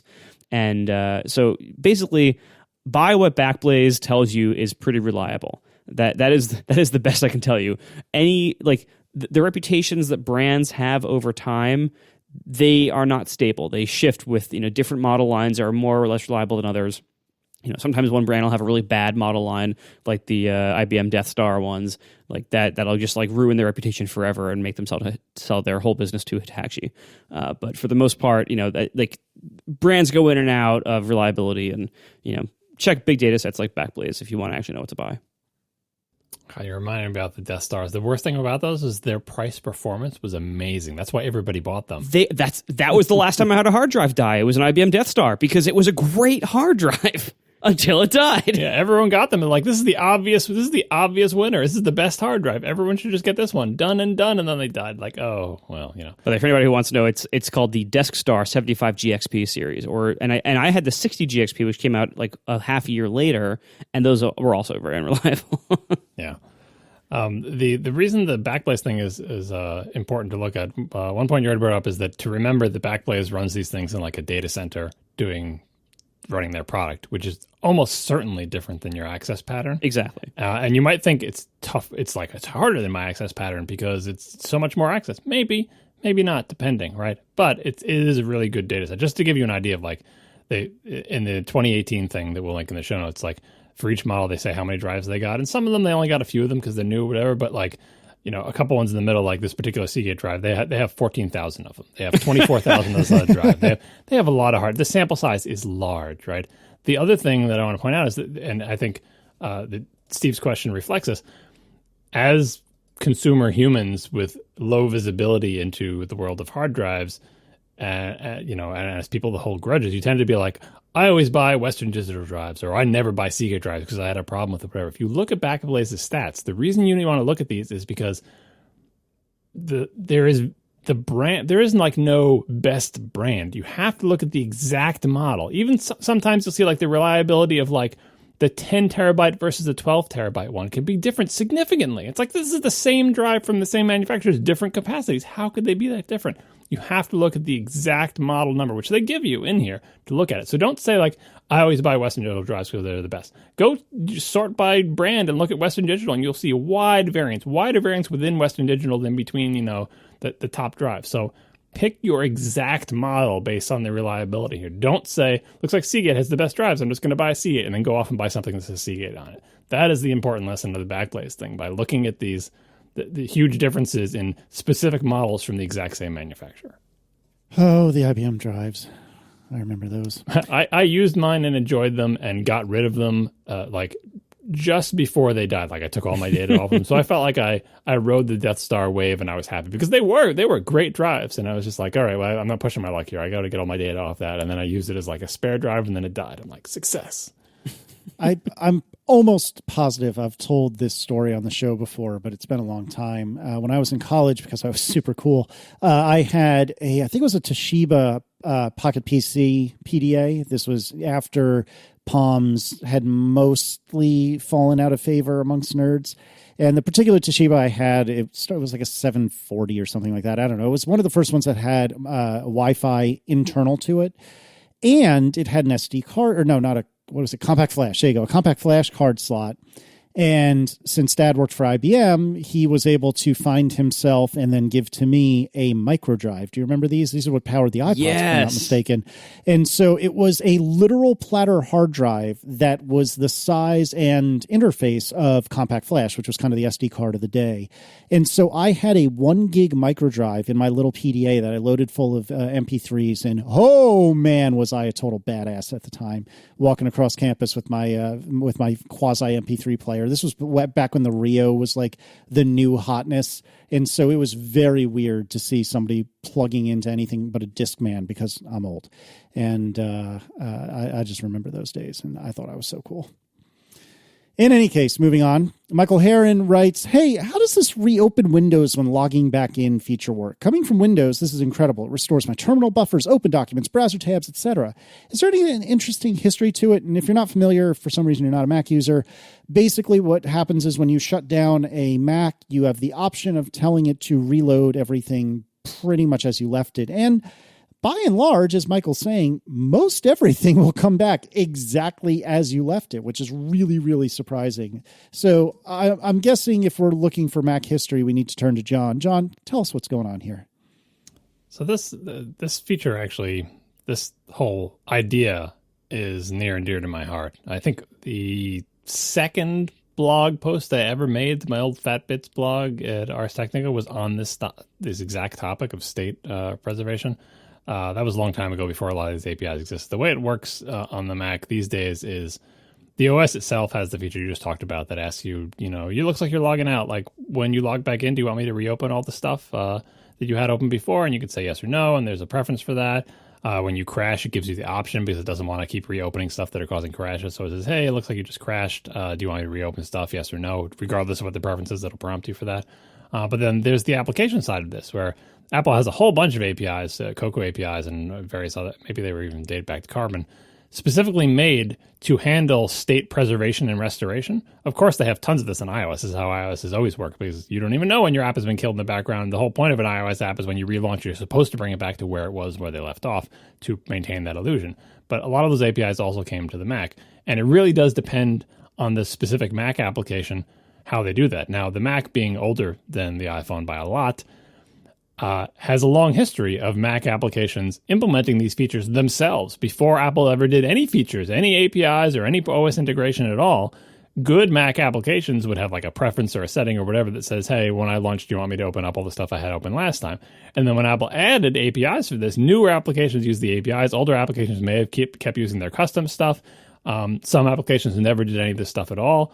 But it is a sign, I think, has always been a sign of a high-quality Mac application that it at least has the option to restore its state to just how you left it. Sometimes you don't want that, and it's nice to say, no, don't do that. When you start, I want you to be fresh, right?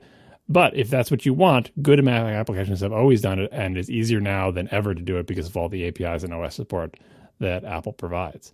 And I'm, of course, a big proponent of that, because if state is preserved and restored, extensively as possible, it encourages you to manipulate that state, to put things where you want them, to open all the documents that are related to this project, it's more efficient to like have the insertion point and the selection and everything, every part of the application exactly where you left off, to be able to just quit the whole application, log off, restart, do whatever you want, not having that feeling like, oh, I'm just going to lose my place in everything. Like I had everything all arranged. I was doing all this stuff. I got a web browser open and I'm editing this thing. I'm building this over here. I got a terminal window and like everything. And I remember that highlight and I put a mark over here so I know how to get back to that spot. And I just can't even bear the idea of having to log out and back in or restart for a system update or something like that, because I'll lose everything. I'll lose my place. I'll lose all my state. There's still the mental aspect of it that you may lose, but I love the idea of that stuff being restored. And as good as it is not good enough as far as I'm concerned, because there is lots of smoke and mirrors with state restoration.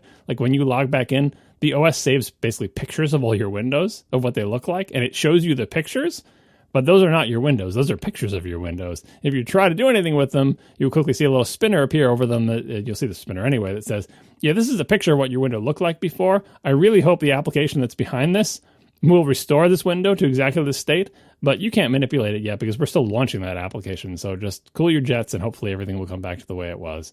So state restoration takes time. It is not up to the standard even of iOS. I think iOS applications do a much better job because it's been the iOS convention, rule, and practice with APIs from day one is that, hey, if we kill you and you come back to where you were, because we don't want people to know that you're killed. Or in like the pre-multitasking days, every time someone hits the home button, you're gone. And when they go back to you, you better be where you left off, because otherwise it'll feel really weird, right? So iOS has a leg up here, but like I said, great Mac apps have always done it. So anyway, I hope that answers whatever questions and whatever interesting history you think is behind it. But I just want to further endorse the idea of this because, I'm not going to go off on a rant about the spatial finder, but I think this is a key feature of an efficient working environment is the ability to do this when you want it. And by the way, even Apple's apps sometimes have a preference for this. So for example, Safari has a thing that says, what do you want me to do when I launch? If you don't know that feature's there, go into Safari preferences and pick the option that says like reopen the last windows that were open or whatever. Because even if you pick the OS feature of like bring everything back to where it was, if you quit Safari and relaunch it, the preference, I think the default of the preference is like just open a new window or show favorites or some stupid crap. Change it to the state preserving one, which Chrome does by default. If you've never tried it in Safari, try it and see if you like it. I obviously do. Alrighty, and then finally, Alex Cadis writes, hey, Marco, what do you think about Spotify's acquisition of Gimlet, and what will that mean for the future of the podcasting industry? Are you still involved with them? Let's start by, if you don't mind, providing a little history and context for me, and then if you wouldn't mind answering Alex's question, please. Sure, yeah. So anybody who listened to the early season of Startup probably heard an episode where I was on it saying that I was going to invest some of my money in Gimlet. And I did. So I'm an investor in Gimlet. That being said, I'm a pretty hands-off investor. So I really have not been, I've never even been to their office. I've met with them, I think, twice in the last 5 or 4 years since it's been. And I'm very hands off because I just, I have my own stuff going on here and I don't have time to be very active with other people like that. So, and I don't even know if they would want me to. So anyway, I am an investor, but I don't have any inside information. The only thing I know about this acquisition is what has been publicized. Like I had no advanced knowledge of the deal. I learned about it in the press like everyone else. And the only things I know are things that Spotify and Gimlet have said publicly. So people have been asking me all day what I think about this. And, admittedly, I will make some money from this. And so my opinion is probably colored by that to some degree. But I don't think this is going to be a huge deal for the majority of the podcasting world. People are freaking out a little bit. And I get that because I often would do that too for, when there's signs of big business taking over podcasting. I don't like that, and that makes me nervous whenever it happens. But I don't think this is going to end up having major effects like that, and I'll explain why. So first of all, Gimlet, they produce some really big shows, And one of the things people suggested would be a problem here would be, what if Spotify locks down their shows and makes them Spotify exclusives, that you have to listen in Spotify? You can't listen in other RSS-based podcast players anymore. Gimlet has come right out and said they are not going to lock down their existing podcasts, but they will also be making exclusive content for Spotify. That sounds a little good, a little scary, but Spotify already has exclusive shows. This is not the first time they're going to have them. Spotify has a pretty major presence in the podcast space now, and they have exclusive shows already. Gimlet also has already been producing a lot of podcasts for other companies. You know, like when you think about what's a Gimlet podcast, you probably think of like the 5 or 6 big ones, but they also have been producing podcasts for other companies as a large arm of their business. That being said, this is a little bit different in that creating exclusive shows that are exclusive to Spotify is now a button they can press that will increase Spotify memberships on command. And whenever companies create a button they can press to increase a key metric of their business, they can say, oh, we're not going to push that button too often, don't worry. But no company can maintain that long term. Like eventually they're going to start pushing that button over and over again. And no matter what their intents are now, like that's just a thing like that happens in business, regardless of everybody's good intentions. So I do expect a lot more of this content to become exclusive to Spotify over time. Maybe not the existing shows, because they have said they don't plan to do that, but probably more of the new shows. Again, I don't know what their plans are. I'm speculating here. The other thing is that there are other big services that combine public podcasts with exclusive audio shows. We don't usually hear about them, but they are out there. Audible does this. Stitcher does this. TuneIn has this. SoundCloud is a big one. SoundCloud has, like, you can host a podcast on SoundCloud that is public, but you can also, like, not set up your channel on SoundCloud that way. And a lot of people publish on SoundCloud. They think they're publishing a podcast, but they're actually just publishing, like, a private SoundCloud channel that does not have an RSS feed and can't be subscribed to in a podcast client. SiriusXM, you could even say, and talk radio stations do something like this in the sense that they have podcast-like content that is exclusive to their service, right? So there are these other major services that exist. These all have big-name exclusive audio shows, exclusive to them, that have substantial followings. These have all coexisted with the open world of podcasts. Now, I don't call these podcasts, because if you can't play an audio show in any podcast app out there, it's not a podcast. They can call them whatever they want, but if it's a podcast, it plays in Apple Podcasts, Overcast, Pocket Cast, Castro, any podcast app somebody could make today that reads RSS feeds and can play enclosure files, that's a podcast. If it can't play in that kind of app, it's not. But anyway, so all these big services have coexisted with our world, with exclusive content blending in with our podcasts. And it's been okay so far. We have our world, they have theirs. Nobody has posed any fatal threats to anybody else so far. This is a little bit different, though, in that Spotify now has a lot of power in podcasting, and they've gotten it very quickly. Spotify only launched podcasting, I think, less than a year ago. It's been pretty recent. They're accumulating share very quickly, and that's probably going to keep going up because Spotify is huge. But as they've accumulated this share, I think it has been mostly additive. It has been mostly adding new listeners to podcasts, not like a whole bunch of people switching from Apple Podcasts or Overcast or Pocket Cast to Spotify as their podcast client of choice.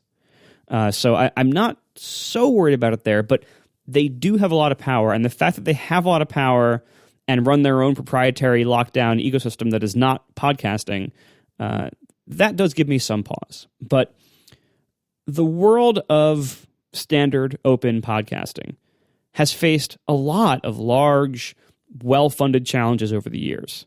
And it has proven every single time so far to be remarkably resilient and to outlast all of them. this world of podcasting that we live in, that we publish an RSS feed, and any app can download it and can play the files, and there's no intermediary necessary, that world has existed for a long time, is very strong, very diverse, and exists mostly independently of any particular giants. Nobody can stop us from making shows like this. And nobody can stop standard podcast apps from playing them. And nobody can stop you all, the audience, from listening. That is the beauty of this ecosystem. So we will be fine as long as you, the listeners, as long as you stick around, we'll be fine.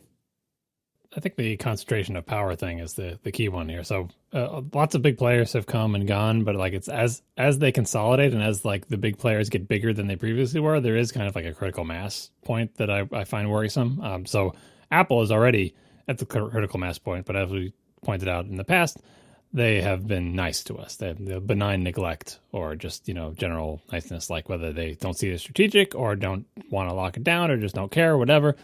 They have the most important podcast index, and they continue to basically not be evil and not try to, become the masters of podcasting and lock everything into an Apple-only ecosystem, yada, yada, yada, right? Spotify is big enough that they're probably the biggest player in the audio space. I feel like they're bigger. They have more customers than Audible. They're bigger than any other big company that's tried to come into the podcasting space, and they're acquiring popular original content. They could reach that critical mass where suddenly being in the iTunes podcast index is, only at best equally important to being the Spotify one, but maybe less so because they have the people. And the podcast will go where the people is. And if they amass enough power and enough users, it could be that you can have an independent podcast, but if you ever want anyone to listen to your podcast, you have to be on Spotify. And then once you're in Spotify, they have you, right? That's what we're all afraid of, I think, is that letting any one player with ambitions to own and control the content of podcasts, which Apple thus far has not had. They don't have that ambition.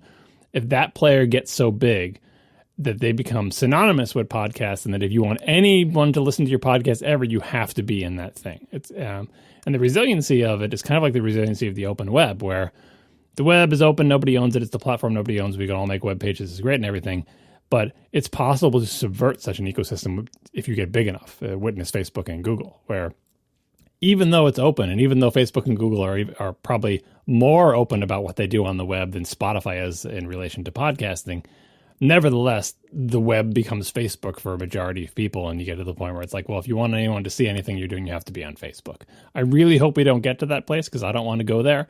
But that's why I don't really feel good about this move at all.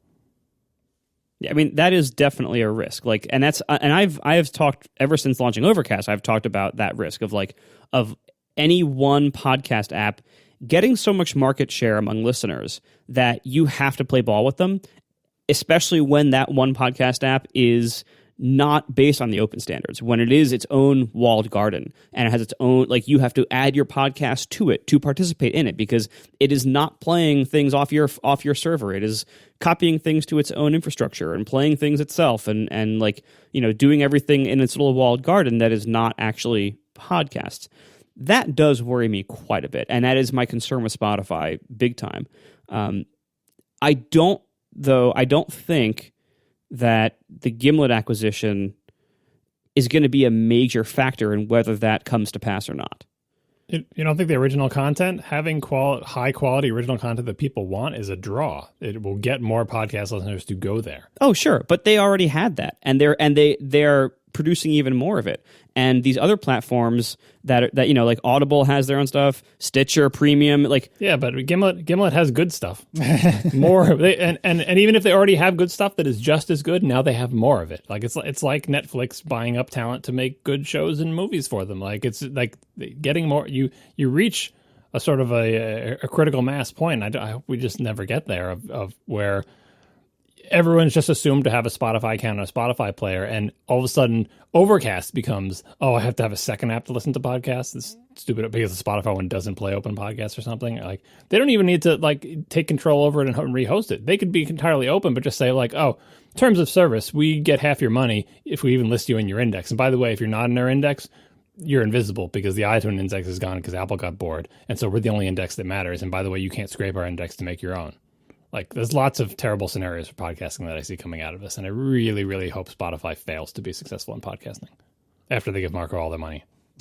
No, I definitely do share a lot of those concerns. I really do. But again, you look at like Stitcher Premium. Stitcher Premium has been around for a while. It is a pay service that's add-on to the Stitcher. Stitcher is now, I think, mostly a standards-based podcast player, but they also have this premium service that has a whole bunch of like big name shows put in their archives or their early releases there or whatever. Like, Stitcher Premium is a pretty big deal in absolute terms, but it has had basically no effect on the world of podcasting. Like, it has not affected us at all. It has not drawn people over to Stitcher in mass. Like, yeah, they don't have critical mass, right?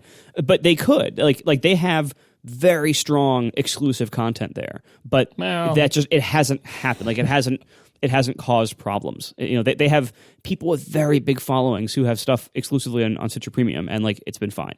So again, like, I am worried about Spotify's control over podcasting from a market share perspective, but I'm a lot less worried about any particular exclusive content causing the entire balance of things to shift, because we've had other big services with strong exclusive content, and that hasn't happened.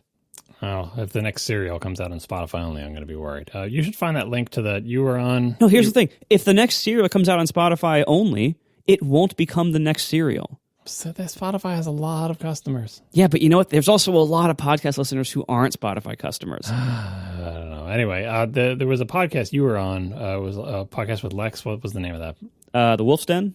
Yeah, we should find that episode for the show notes. If you want to hear Marco talk more about this, in the context of Stitcher and not Gimlet, but I think it's relevant. It's worth listening to that, because I think you did a good job of voicing the concerns of podcast producers and listeners to some degree. But like, if you're just a podcast customer, you're like, well, I'm already a Spotify subscriber, so I think this is great. What do I care? I don't care about the economics of podcasting. Like, but there's a reason, people who create podcasts don't want this to happen, and probably as a listener, you probably don't want it to happen either. This kind of concentration of power is because all these situations are a place where the player that gets critical mass inserts itself financially and in all other ways, like user experience wise and everything. Like, they insert themselves between the listener and the creator, right? That's where the big bucks are. Like, YouTube, for example, is between you, the viewer, and the creator. And YouTube has critical mass. And if you want people to see your video, it is very difficult to get that done if you are not on YouTube. And anything that inserts themselves there has different motivations than the creator, and it mediates that relationship to the benefit of themselves, not to the benefit of the creator, and also not to the benefit of the viewer. So there's money being siphoned away, and there's experience that's getting worse on both ends. And the beauty of podcasting is, thus far, like the open web, there doesn't have to be an intermediary. We can make the podcast, you can listen to it. Nobody gets between that financially, and nobody has to get between that user experience-wise, right? There is the player application that's in the mix there, but the point is that even that's a direct relationship. Nobody likes middlemen, or middle people, but probably middlemen. Like, that's what we're fighting. It misaligns incentives. It sucks money out of an ecosystem to from the people creating them to the people who are facilitating. But there's no facilitating that's required for podcasting. Podcasting does not need help getting audio to customers at all at this point. Like, it's fine. It's a thing we can do. If you have a phone, you can choose from 20 different applications that can all get you podcasts. I swear it works, and those applications are probably easier to use than signing up for Spotify or whatever. So, like, maybe it's, maybe this is inside baseball, and it's like hearing a bunch of podcasters complain about podcasting, but like, it will be worse. It will be worse, not just for us, but also for you, listener. And so that's why I think you should listen to Marco argue with Lex about this very issue on that podcast. Yeah, and if you care about such things, use the open podcast ecosystem. Use an app. I don't care if it's my app or someone else's. Use an app that is part of that ecosystem, that doesn't try to lock things away for itself in some kind of proprietary thing. So basically everything except Stitcher, TuneIn, Spotify, Google Podcasts, anything else, any other podcast app. Apple Podcasts is actually a very good citizen of this ecosystem. Pocket Cast, Castro, like all these, like there's a whole bunch of podcast apps out there now, in addition to Overcast, that are part of this ecosystem. So I don't care if you use my app or someone else's. Just I very much encourage you, if you want this open ecosystem to continue, and I think you do, use an app that is part of it instead of an app that is fighting against it. Oh, no, I know I mentioned before YouTube as an example, and you may be thinking, oh, you said it's going to be worse for me as a viewer or as a listener. Like, how is YouTube bad for me? I love YouTube. I go there, there's cool videos. I have lots of fun. YouTube is great for customers. It's an awesome site. I don't understand how there's anything bad about YouTube. Maybe it's bad for the creators, but I don't care about that. I just want my videos. It seems like it's great for me. There was a recent example I heard on, I think it was the most recent episode of Hello Internet.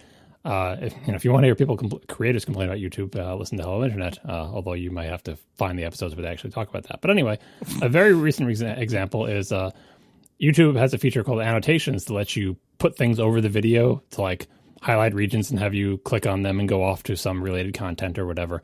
I think you could also put like text, and I don't know how the annotations work. I don't do that for my videos, but the feature has been there for a really, really long time. And YouTube sort of put it on ice and said, we're not going to really let you make any new annotations, but don't worry, all your old annotations will continue to work. And then more recently, they said, yeah, your old annotations, those are going away, right? Because as the intermediary, as the company that has inserted itself into the middle, or has always been in the middle between, the creators and the viewers, they don't want to support or have or use that feature. It's counter to their corporate strategy or whatever, but hundreds, probably thousands of people, certainly thousands of people, have annotated their videos and put them up on YouTube. They did work and created content that's part of their creation with those annotations on them. And because it wasn't convenient anymore for the middleman, all that work is gone. And people who are viewing those videos get a worse experience. Because if you come to a video and the person on the video is saying, click here to see whatever, and you can't click there, or there's nothing to click, or clicking there does nothing, which has been true since mobile came along because they didn't bring annotations to mobile either. That's a worse experience for you as a viewer. So yeah, it's worse for the creators because their video worse, but it's worse for you as the viewer. There are thousands and thousands of very, very popular videos on YouTube that used to have annotations that don't anymore. That is not a choice that those thousands of creators would ever have made on their own, and it's not good for you, the viewer. That is just one of many examples where when there's someone in the middle in this relationship, they will act in their best interest, which is not the interest of you, the viewer, and not the interest of the creator.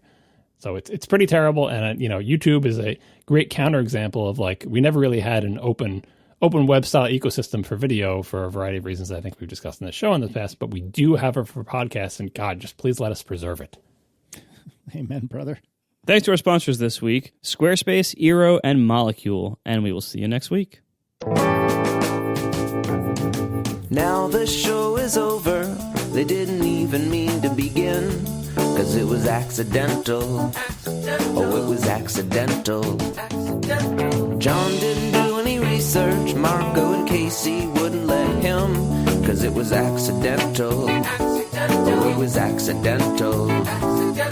And you can find the show notes at atp.fm. And if you're into Twitter, you can follow them at CASEYLISS. So that's Casey Liss, MarcoArment, Marco Arment, SIRAC, USA Syracuse. It's accidental. They didn't mean to. Accidental. Tech podcast so long. John, you punted last week. You teased at least your hosts. I don't know if this made it in the release show. Probably not. But you said your gas station has been updated. What does that mean? Did it get Gas OS 5? Like what? Yeah, it might as well have. Well, it kind of took away a fun little I don't know, homey feeling. Like, so this is my local gas station. It's the one closest to my house. What's a gas station? Yeah. Oh, God. It's a place where I can put 300 miles of range on my car in like 2.5 minutes.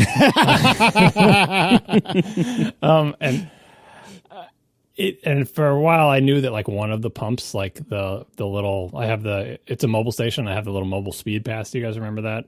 That's really still old. a thing? Yeah. Like it used to be like, it's like a little dongle. It looked like a little, like I think a crayon and break off about an inch of it. And it would go on your keychain. was a little like, about the thickness of a crayon and maybe an inch long. And you would just like proximity, you just like hold it up to the pump, like a little spot that had on the pump. You hold it up by the logo and the logo glows like it's activated. It was like NFC before NFC basically. And you didn't have to take your wallet out. So you could gas up your car with just your keys. If it's on your keychain, you turn off your engine, take your keys with you, smack the keys against the thing, and then you're fueling, right? Which I loved. This magical thing where you add 300 miles of range to your car in 5 minutes, you have to pay for it? If I ever catch up to the cost of your car, I'll let you know. So anyway, I'm using the Speed Pass. And it's whoever came up with that idea at mobile was really smart, because I would seek out mobile stations just for the convenience. I have a credit card. I can take it out of my wallet. I can slide it in the thing and slide it out after I figure out which way the magnetic strip goes, and I can type in my zip code because I'm doing gas at a different place. Like, I can get it done the other way, but I love the convenience. Kind of like Apple Pay. It doesn't seem like a big deal, but it's so convenient you really want to use it. Thus, Casey's quest forever to find all of his favorite junk food stores to support Apple Pay, which is going well for him. Well, I mean, to be fair, like, I remember from my time so long ago at gas stations, anything you could do to touch fewer things would be a bonus. Yeah, although my gas station is very clean. They kept it. But anyway, I knew one of the machines the Speed Pass didn't work, and it hasn't worked for years, so I just didn't go to that pump or whatever, and just felt like, this is my gas station. I know the quirks, right? I know the best way to get in the pump and go. Anyway, so they replaced all their pumps.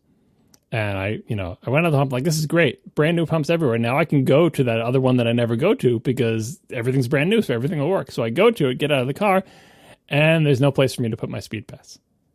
I tried shoving it against the pump in a couple of places that looked like they might be it. Nope, none of them were it.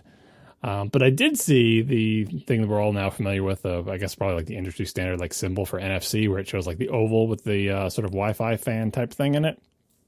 Right? And it was clear that they had NFC type payments, but I was still looking for the Speed Pass thing because, I have my phone and it's with me, but it was in the back of the car. I don't take my phone out of the car. Like, I put it in the little place where you put your phone in the car place. Everyone's either they have a holder or there's a little rubbery area. Like, that's where my phone is. Or even if it is in my pocket, I don't want to dig out my phone. Wait, hold on. So you just sit there pumping gas, just staring into space? Like it's 1995? Like what is this? No, speaking of that, for a long time, Massachusetts did not have the little thing that locks the, the little flicky thing that locks the pump thing down. They didn't have that, I guess, but probably by law. They've brought that back a few years ago. I'm like, oh, thank God.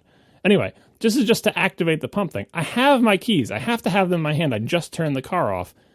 I would like to use them, but I can't. Now I have to use my phone. So every time I go to the gas station, I got to take my, turn off the car and then get out my phone and go bloop with. I mean, it's not that bad. It's fine. I'm sure I'll get used to it, but I kind of miss Speed Pass. An example where a purpose-built, custom, super low-tech, no batteries, by the way, the little NFC dongle thingy, it's completely inert and passive. Never failed. It's the only one I ever owned. Never got broken, never wore away, never chipped off, worked every time, unless the pump was broken. I really miss that. And also, by the way, they have an app. Like, who the hell's going to use that? They have an app you can get, the Speed Pass Plus app, and they have a QR code on the pump. So you can take out your phone, launch an app, show the camera, scan the QR code. No thanks. Gross. So, I mean, unless you get like 50% cash back, no one is ever going to use that. So I just use the NFC thing with Apple Pay, and it works fine. And welcome to the brave new world. But all I wanted to say is that I missed the original Speed Pass because it was a great idea, well executed, and I used it for years, probably decades. Goodbye, key tag. Hello, app. The Speed Pass key tag will fully retire by June 30, 2019. Get gas, earn rewards, and get going. Switch to the Speed Pass Plus app. Maybe I'll look at the rewards. I don't think I could ever scan the QR code. It's like, what are they even thinking?